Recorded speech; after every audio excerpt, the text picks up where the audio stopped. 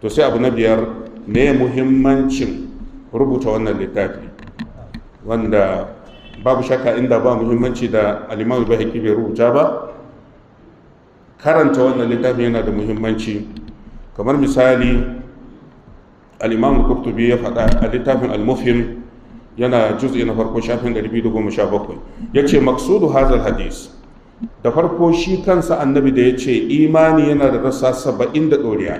Me yasa annabi ya faɗa? Saboda ya zaburar da mu rika kirga ayyukanmu na imani. Allah ya samu gani. Mu rika kirgawa, kenan mutum ya fara kansa hisabi kafin ya mutu. Saboda ka ashe kaga wannan littafin yana da muhimmanci, domin idan muka karanta littafin nan to kamar za ka yi wa kanka hisabi ne.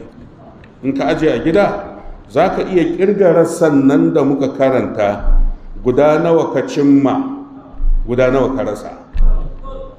Allah ya samu gadi.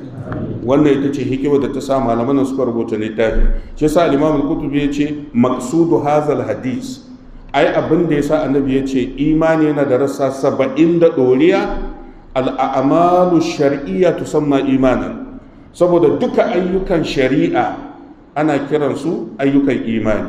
Duk wata aiki, duk wata ibada ta shari'a, wa annaha munhasira fi dhalika al-adad غير أن الشرع لم يعين ذلك العدد لنا ولا فصله.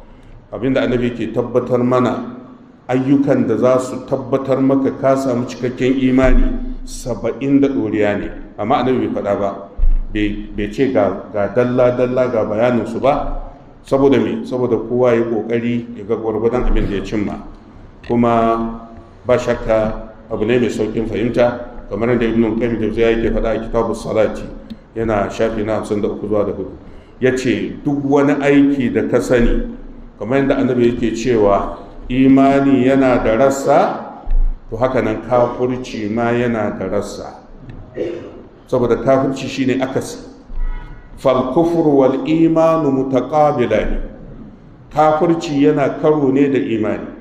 Saboda haka idza zala ahaduhuma khallafahu al-akhar, da ka ɗauki aikin imani, abinda zai hau gurbin na kafirci. Saboda haka mutum zai iya ganewa. Sai ya bada misali, ya ce wal haya'u shu'batun min al-imani, haka manzon Allah ya faɗa. Kunya reshe ne na imani.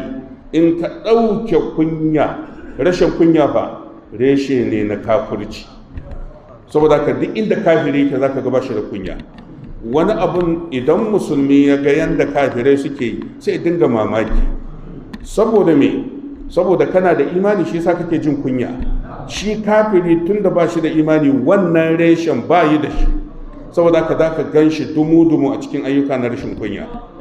Sai ya ce wa qillatul haya'i shu'batun min shu'abil kufri. Idan ka dawo gefen musulunci, idan aka ce as-sidqu gaskiya, shu'batun min shu'abil imani, reshe ne na imani.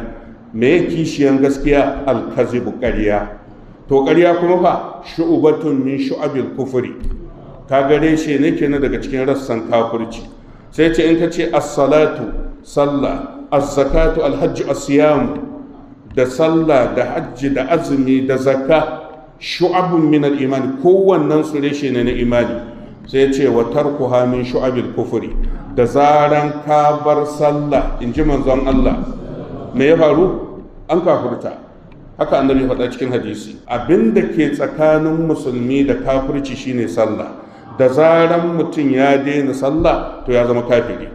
Saboda haka yasa kamar al-Imam Taqiyuddin Subki ya ce asali wannan yana ma cikin alkur'ani, kamar da aka samu ta hadisin manzon Allah. Ai annabi da yake cewa imani yana da rassa 70 da ɗoriya, ya ce ai Allah tuni ya gaya mana a cikin alkur'ani, imani da kafirci kowannensu yana misalin bishiya ne. Wannan ya zo a suratu Ibrahim aya ta 24 zuwa da 5. Alam tara kaifa daraballahu masalan kalimatan tayyiba ka shajaratin tayyiba asluha thabitun wa far'uha fis sama'i tu'ti ukulaha kulla hinin bi izni rabbiha wa yadribu Allahu al-amsala lin-nasi la'allahum yatazakkarun.